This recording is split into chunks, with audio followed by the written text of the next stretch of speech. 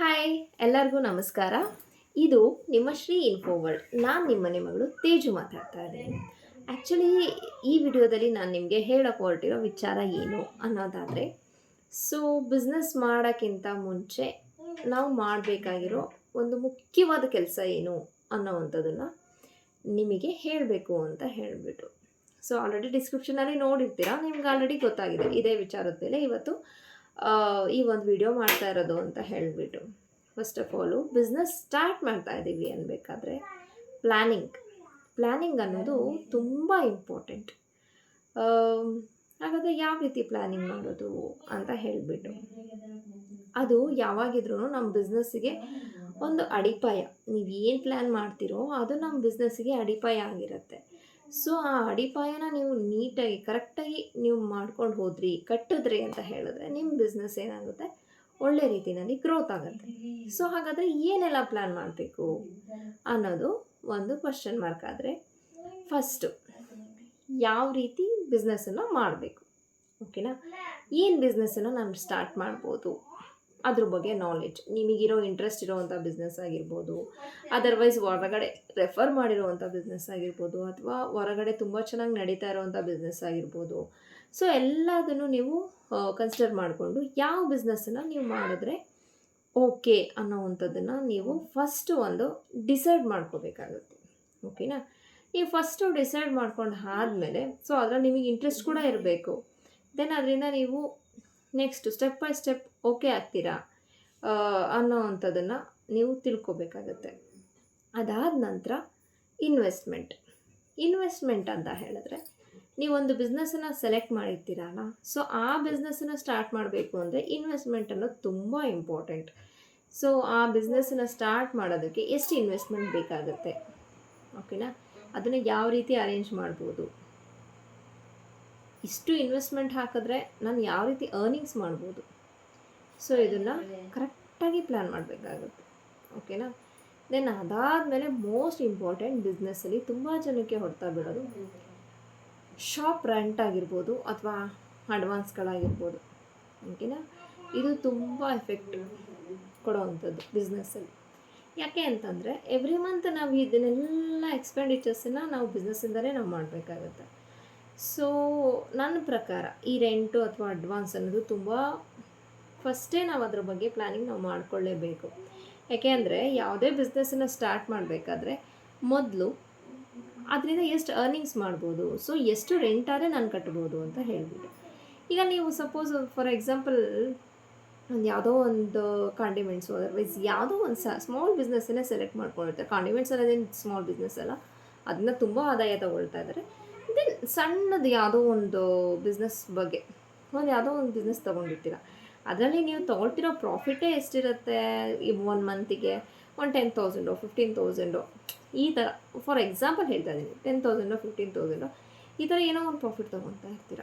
So ಆ ಪ್ರಾಫಿಟ್ಟಲ್ಲಿ ನಿಮಗೆ ಅದರಲ್ಲಿ ಒಂದು 5,000 to 7,000 ರೆಂಟ್ ಕಟ್ಟೋದೇ ಬಂದುಬಿಡ್ತು.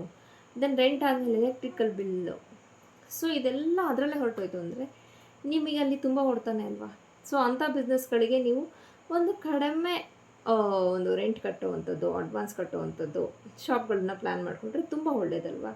ಸೊ ಅದಕ್ಕೆ ಯಾವುದೇ ರೀತಿ ಈಗ ನೀವು ಪ್ಲ್ಯಾನ್ ಮಾಡಬೇಕಾದ್ರೆ ಫಸ್ಟ್ ಯಾವ ಬಿಸ್ನೆಸ್ಸು, ಅದಕ್ಕೆ ಇನ್ವೆಸ್ಟ್ಮೆಂಟು, ದೆನ್ ಅದಾದ ನಂತರ ನಾನು ಎಷ್ಟು ರೆಂಟ್ ಕಟ್ಬೋದು ಒಂದು ಪ್ಲ್ಯಾನ್. ಯಾಕೆಂದರೆ ಓಕೆ ಒಂದು 6 ಮಂತ್ ಆದಮೇಲೆ ನಿಮಗೇನೋ ಚೆನ್ನಾಗಾಯಿತು ಅಂದಾಗ ಪಕ್ಕದಲ್ಲಿ ಒಂದು ಶಾಪ್ ತೊಗೋಬೋದು, ಇಲ್ಲ ಅಂತ ನಾನು ಹೇಳಲ್ಲ. ಬಟ್ ರೆಂಟು ಕೂಡ ಒಂದು ತುಂಬ ಇಂಪಾರ್ಟೆಂಟ್, ಓಕೆನಾ? ದೆನ್ ಅದಾದ ನಂತರ ಎಲ್ಲಿ ಬಿಸ್ನೆಸ್ಸನ್ನು ಮಾಡಬೇಕು ಅಂತ ಹೇಳಿಬಿಟ್ಟು, ಎಲ್ಲಿ ಬಿಸ್ನೆಸ್ ರನ್ ಆಗುತ್ತೆ, ಸೊ ಎಲ್ಲಿ ಸ್ಟಾರ್ಟ್ ಮಾಡಬೇಕು, ಎಲ್ಲಿ ಸ್ಟಾರ್ಟ್ ಮಾಡಿದ್ರೆ ಯಾವ ರೀತಿ, ಅದನ್ನು ಸ್ವಲ್ಪ ಸರ್ವೆ ಮಾಡಬೇಕಾಗತ್ತೆ ನೀವು. ಎಲ್ಲಿ ಈಗ ಅಕಸ್ಮಾತ್ ಯಾವುದೋ ಒಂದು ಹೋಟೆಲ್ ಸ್ಟಾರ್ಟ್ ಮಾಡ್ತೀರಾ ಅನ್ನೋ ಒಂದು ಪ್ಲ್ಯಾನ್ ಮಾಡ್ಕೊಳ್ತೀರಾ ಅಂದರೆ ಸರೌಂಡಿಂಗಲ್ಲಿ ಎಲ್ಲಿ ಹೋಟ್ಲಿದೆ, ಎಷ್ಟು ಹೋಟ್ಲಿದೆ, ಸೊ ಎಷ್ಟು ಜನ ಕವರ್ ಆಗೋ ಚಾನ್ಸಸ್ ಇದೆ. ಸೊ ಇದನ್ನು ನೀವು ಒಂದು ಸರ್ವೆ ಮಾಡಿಕೊಂಡಾಗ ನೀವು ಅಂಥ ಜಾಗದಲ್ಲಿ ಆ ಒಂದು ಬಿಸ್ನೆಸ್ ಮಾಡಿದ್ರೆ ನಿಮಗೆ ಓಕೆ ಅಲ್ಲ ಸ್ವಲ್ಪ ಕ್ಲಿಕ್ ಆಗುತ್ತೆ ಅಂತ ಹೇಳ್ಬಿಟ್ಟು. ಈಗ ಒಂದು 10 ಹೋಟ್ಲಿರೋ ಕಡೆ ಹೋಗ್ಬಿಟ್ಟು ನೀವು ಒಂದು ಹೋಟ್ಲ್ ಇಟ್ಟಾಗ ಅಲ್ಲೇನಾಗುತ್ತೆ, ನಿಮಗೆ ಅದು ಹೊಡ್ತಾನೆ ಅಲ್ವಾ? ಸೊ ಅದಕ್ಕೋಸ್ಕರ ಫಸ್ಟು ಪ್ಲೇಸ್ ಸರ್ವೆ ಏನಿದೆ ಅದು ತುಂಬ ಇಂಪಾರ್ಟೆಂಟ್. ಎಲ್ಲಿ ಮಾಡಬೇಕು ಅನ್ನೋ ಅಂಥದ್ದನ್ನು ತುಂಬ ಹುಷಾರಾಗಿ ನೀವು ಯೋಚನೆ ಮಾಡಿ ಆ ಒಂದು ಜಾಗನ ಸೆಲೆಕ್ಟ್ ಮಾಡ್ಕೋಬೇಕಾಗುತ್ತೆ. ಓಕೆನಾ. ದೆನ್ ಅದಾದಮೇಲೆ ಯಾವ ರೀತಿ ಈಗ ಒಬ್ಬರೇ ಆ ಬಿಸ್ನೆಸ್ಸಲ್ಲಿ ಮಾಡ್ಬೋದಾ ಅಥವಾ ಏನು ಎಂಪ್ಲಾಯೀಸ್ ಬೇಕಾಗ್ತಾರೆ? ನನ್ನ ಸಜೆಷನ್ಸ್ ಏನು ಅಂತ ಹೇಳಿದ್ರೆ, ಸ್ಟಾರ್ಟಿಂಗಲ್ಲಿ ಎಂಪ್ಲಾಯೀಸ್ಗಿಂತನೂ ಒಬ್ಬರೇ ಆದಷ್ಟು ಹ್ಯಾಂಡಲ್ ಮಾಡ್ಬೋದು ಅನ್ನೋದಿದ್ರೆ ಒಬ್ಬರೇ ಮಾಡಿದ್ರೇ ಬೆಸ್ಟ್. ಯಾಕೆಂದರೆ ನಿಮ್ಗೆ ಅಲ್ಲೇ ಗೊತ್ತಾಗುತ್ತೆ ಯಾವ ರೀತಿ ಅರ್ನಿಂಗ್ಸ್ ಮಾಡ್ಬೋದು, ಯಾವ ರೀತಿ ಅರ್ನಿಂಗ್ಸ್ ಆಗ್ತಿರುತ್ತೆ ಅನ್ನೋದು ಅಲ್ಲೇ ಗೊತ್ತಾಗುತ್ತೆ. ದೆನ್ ಅದಾದಮೇಲೆ ನಿಮಗೆ ಅದನ್ನು ಹ್ಯಾಂಡಲ್ ಮಾಡೋಕ್ಕಾಗ್ತಾಯಿಲ್ಲ, ಬಿಸ್ನೆಸ್ ಇಂಪ್ರೂವ್ ಆಗ್ತಿದೆ, ನನಗೆ ಹ್ಯಾಂಡಲ್ ಮಾಡೋಕ್ಕಾಗ್ತಿಲ್ಲ ಅನ್ನೋ ಟೈಮಲ್ಲಿ ಇನ್ನೊಬ್ಬರು ಎಂಪ್ಲಾಯೀಸ್ನ ತೊಗೊಂಡ್ರೆ ನಿಮಗಲ್ಲಿ ವರ್ತ್ ಆಗುತ್ತೆ. ಓಕೆನಾ. ಈಗ ನಾನು ಸ್ಟಾರ್ಟಿಂಗಲ್ಲೇ ಹೇಳ್ದಂಗೆ ನೀವೊಂದು 15,000 ನೀವೊಂದು ಎಲ್ಲದರಿಂದ ಕಳ್ಕೊಂಡು ಇನ್ಕಮ್ ತೊಗೊಳ್ತಾ ಇದ್ದೀರಾ ಅಂತ ಅಂದ್ಕೊಳ್ಳಿ. ದೆನ್ ಅಲ್ಲೊಂದು 5,000 to 7,000 ರೆಂಟಿಗೆ ಹೊರಟೋಯ್ತು. ಇನ್ನೊಂದು 8,000-12,000 ನೀವೇನಾದರೂ ಸ್ಯಾಲರಿನೇ ಕೊಡಬೇಕು ಅನ್ನೋದಿದ್ರೆ ದೆನ್ ಎಲೆಕ್ಟ್ರಿಸಿಟಿ ಬಿಲ್ ನಿಮ್ಮ ತಲೆ ಮೇಲೆ ಬರುತ್ತೆ. ಸೊ ಇದನ್ನೆಲ್ಲ ಪ್ಲ್ಯಾನ್ ಮಾಡಿಕೊಂಡು ಫಸ್ಟು ಎಂಪ್ಲಾಯೀಸ್ ಬೇಕಾ ಬೇಡವಾ, ಓಕೆನಾ, ಇದು ಕೂಡ ನೀವು ಪ್ಲ್ಯಾನ್ ಮಾಡ್ಕೋಬೇಕಾಗತ್ತೆ. ದೆನ್ ಅದಾದ ನಂತರ ಯಾವುದೇ ಬಿಸ್ನೆಸ್ನ ಸ್ಟಾರ್ಟ್ ಮಾಡ್ತಾ ಇದ್ದೀರಾ ಅಂತ ಹೇಳಿದ್ರೆ, ಸೊ ಅದಕ್ಕೂ ಬೇಕಾಗಿರುವಂಥ ಮೆಟೀರಿಯಲ್ನ ಎಲ್ಲಿ ತರಬೇಕು, ಮೇನ್ ಇಂಪಾರ್ಟೆಂಟ್ ಇದೇನೆ. ಓಕೆನಾ. ಮೇನ್ ಇಂಪಾರ್ಟೆಂಟ್ ಇದೇನೆ. ಯಾಕೆಂದರೆ ನೀವೆಷ್ಟು ಇನ್ವೆಸ್ಟ್ಮೆಂಟ್ ಮಾಡ್ತೀರೋ ಅದರಿಂದ ನೀವು ಅರ್ನಿಂಗ್ ಮಾಡಬೇಕು. ಸ್ವಲ್ಪ ಒಂದು 10-20% ಆದರೂ ನೀವು ಅರ್ನಿಂಗ್ಸ್ ಮಾಡಬೇಕು. ತುಂಬ ಮೋಸ ಆಗ್ತಾ ಇರುತ್ತೆ. ಓಕೆನಾ. ನೀವೆಲ್ಲೇ ಹೋಲ್ಸೇಲ್ ಶಾಪ್, ಈಗ ಯಾವ್ದಾದ್ರು ಹೋಲ್ಸೇಲ್ ಶಾಪನ್ನ ನೀವು ಪ್ರಿಫರ್ ಮಾಡ್ತೀರಾ ಅಂತಂದರೆ ಎಲ್ಲಿ ತೊಗೋಬೇಕು, ನಾವು ಯಾವೊಂದು ಹೋಲ್ಸೇಲ್ ಶಾಪಲ್ಲಿ ತೊಗೋಬೇಕು, ಎಲ್ಲೆಲ್ಲಿ ಏನೇನು ರೇಟ್ ಇದೆ. ಸೊ ಇದನ್ನು ನೀವು ಸ್ವಲ್ಪ ಮಾರ್ಕೆಟ್ ಸರ್ವೆ ನೀವು ತುಂಬ ಮಾಡಬೇಕಾಗುತ್ತೆ. ಸೊ ಅದೇನಾಗುತ್ತೆ, ಆವಾಗ ನೀವು ಎಲ್ಲಿ ಐಟಮ್ಸ್ಗಳನ್ನ ಪರ್ಚೇಸ್ ಮಾಡಬೇಕು, ಯಾವ ಊರಲ್ಲಿ ಪರ್ಚೇಸ್ ಮಾಡಬೇಕು, ಯಾರ ಹತ್ರ ತೊಗೋಬೇಕು, ಇದನ್ನು ಎಲ್ಲಿ ಎಷ್ಟು ಪ್ರೈಸಿಗೆ ಸಿಗುತ್ತೆ ಅನ್ನೋ ಒಂದು ನಾಲೆಡ್ಜು ನಿಮಗೆ ಬರ್ತಾ ಹೋಗುತ್ತೆ. ಇದನ್ನು ನೀವು 10 ಅಂಗಡಿನ ಸುತ್ತಿದಾಗ, ಹೋಲ್ಸೇಲ್ ಶಾಪ್ಗಳನ್ನು ಸುತ್ತಿದಾಗ ನಿಮಗೇನಾಗುತ್ತೆ, ಒಂದರಲ್ಲಿ ನಿಮಗೆ ಎಲ್ಲೋ ಕಡಿಮೆ ಅನಿಸುತ್ತೆ. ಸೊ ಅದನ್ನು ನೀವು ಚೂಸ್ ಮಾಡ್ಕೋಬೋದಾ. 10 ಊರುಗಳು, ಒಂದು 2-3 ಊರುಗಳನ್ನು ನೀವು ನೋಡಿ ಅದರಲ್ಲಿ ಒಂದು ಎಕ್ಸಾಂಪಲಾಗಿ ತೊಗೊಂಡು ಓಡಾಡಿದಾಗ ನಿಮಗೇನಾಗುತ್ತೆ, ದೆನ್ ಒಂದು ಊರಲ್ಲಿ ಎಲ್ಲೋ ಒಂದು ಐಟಮ್ಸ್ಗಳು ಕಡಿಮೆ ಅನ್ನಿಸ್ದಾಗ ನೀವು ಅಲ್ಲಿ ಸೆಲೆಕ್ಟ್ ಮಾಡ್ಕೋಬೋದಾ. ಸೊ ನೀವು ಅದನ್ನು ಎಷ್ಟಕ್ಕೆ ಸೇಲ್ ಮಾಡ್ಬೋದು ಅಂತ ನಿಮ್ಗೊಂದು ಐಡಿಯಾ ಬರುತ್ತೆ, ನೀವು ಎಷ್ಟಕ್ಕೆ ಇದು ಮಾಡ್ಬೋದು ಅಂತ ಹೇಳಿಬಿಟ್ಟು. ಓಕೆನಾ. ಸೊ ಈ ಒಂದು ಪ್ಲ್ಯಾನಿಂಗು ತುಂಬ ಇಂಪಾರ್ಟೆಂಟು ಬಿಸ್ನೆಸ್ಸಲ್ಲಿ. ಎಲ್ಲಿಂದ ಪರ್ಚೇಸ್ ಮಾಡ್ಕೋಬೇಕು ಅಂತ ಹೇಳಿಬಿಟ್ಟು, ಯಾಕೆಂದರೆ ನೀವು ಮಾಡ್ತಿರೋದು ನಿಮಗೊಂದು ಪ್ರಾಫಿಟ್ ಬರಬೇಕು ಅಂತ ಹೇಳಿಬಿಟ್ಟು. ನೀವು ಪರ್ಚೇಸ್ ಮಾಡ್ಕೋಬೇಕಾದ್ರೆ ನೀವೇ ಎಡ್ಬೋದ್ರಿ ಅಂತ ಹೇಳಿದ್ರೆ ನಿಮಗೆ ಅದರಿಂದ ಪ್ರಾಫಿಟ್ಟು ತುಂಬ ಕಡಿಮೆ ಎಕ್ಸ್ಪೆಕ್ಟ್ ಮಾಡಬೇಕಾಗತ್ತೆ. ಸೊ ಆ ಒಂದು ರೀಸನ್ಗೋಸ್ಕರ ಹೇಳ್ತಾ ಇರೋದು, ಯಾವುದೇ ಹೋಲ್ಸೇಲ್ ಶಾಪನ್ನು ಪ್ಲೇಸ್ಗಳನ್ನ ನೀವು ಸೆಲೆಕ್ಟ್ ಮಾಡ್ಕೋಬೇಕಾದ್ರೆ ತುಂಬ ಯೋಚನೆ ಮಾಡಿ ಸೆಲೆಕ್ಟ್ ಮಾಡ್ಕೋಬೇಕಾಗುತ್ತೆ. ಓಕೆನಾ. ದೆನ್ ಅದಾದಮೇಲೆ ನಮ್ಮ ಪ್ರಾಡಕ್ಟ್ನ ಯಾವ ರೀತಿ ಸೇಲ್ ಮಾಡ್ಬೋದು ಅದು ಪಕ್ಕಾ ಐಡಿಯಾ ಇರಬೇಕು.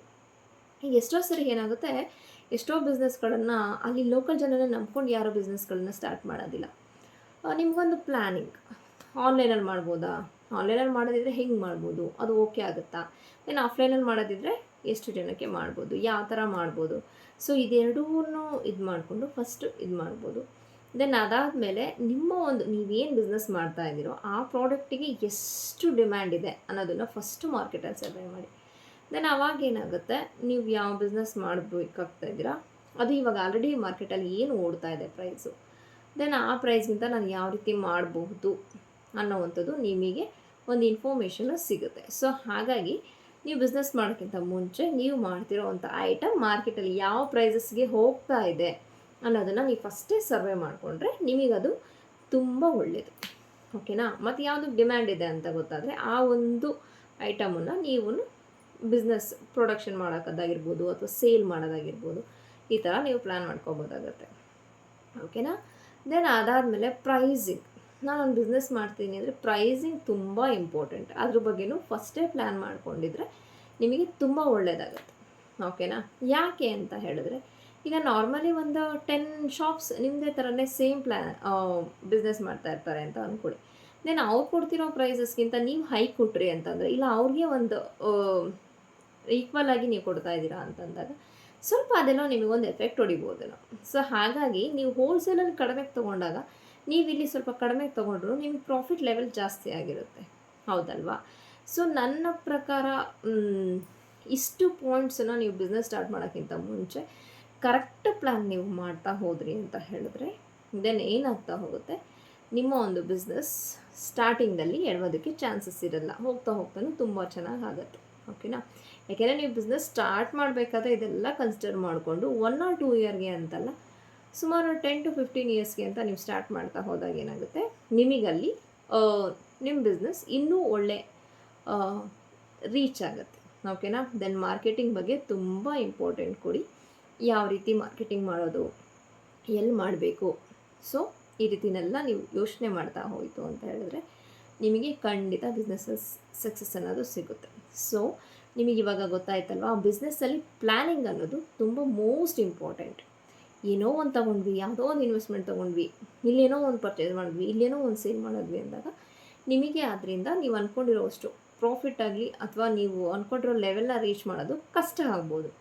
ಸೊ ಫಸ್ಟ್ ಸ್ಟಾರ್ಟ್ ಮಾಡೋಕ್ಕಿಂತ ಮುಂಚೆ ಇದೆಲ್ಲ ಆಸ್ಪೆಕ್ಟ್ಸನ್ನು ನೀವು ಯೂಸ್ ಮಾಡಿಕೊಂಡು ನೀವೊಂದು ಬಿಸ್ನೆಸ್ಸನ್ನು ಸ್ಟಾರ್ಟ್ ಮಾಡ್ತೀರಾ ಅಂತಂದರೆ ನಿಮಗೆ ಅದು ಒಂದು ಫಸ್ಟ್ ಪಾಯಿಂಟ್. ನಿಮ್ಮ ತಳಪಾಯ ಅನ್ನೋದೇನಾಗಿರುತ್ತೆ ಅದು ನಿಮಗೆ ಚೆನ್ನಾಗಿರುತ್ತೆ. ಓಕೆನಾ. ಸೊ ಈ ಇನ್ಫಾರ್ಮೇಷನ್ ನಿಮಗೆ ಇಷ್ಟ ಆಯಿತು ಅಂತ ಹೇಳಿದ್ರೆ ಪ್ಲೀಸ್ ನನ್ನ ಚಾನಲನ್ನು ಲೈಕ್ ಮಾಡಿ, ಶೇರ್ ಮಾಡಿ, ಸಬ್ಸ್ಕ್ರೈಬ್ ಮಾಡಿ, ಹಾಗೆ ಬೆಲ್ ಐಕನ್ನ ಕ್ಲಿಕ್ ಮಾಡೋದನ್ನು ದಯವಿಟ್ಟು ಮರಿಬೇಡಿ. ಓಕೆನಾ. ಹೊಸ ಇನ್ಫಾರ್ಮೇಷನ್ ಜೊತೆ ಹೀಗೆ ನಿಮ್ಮನ್ನು ಭೇಟಿ ಆಗ್ತಾ ಇರ್ತೀನಿ. ಧನ್ಯವಾದ.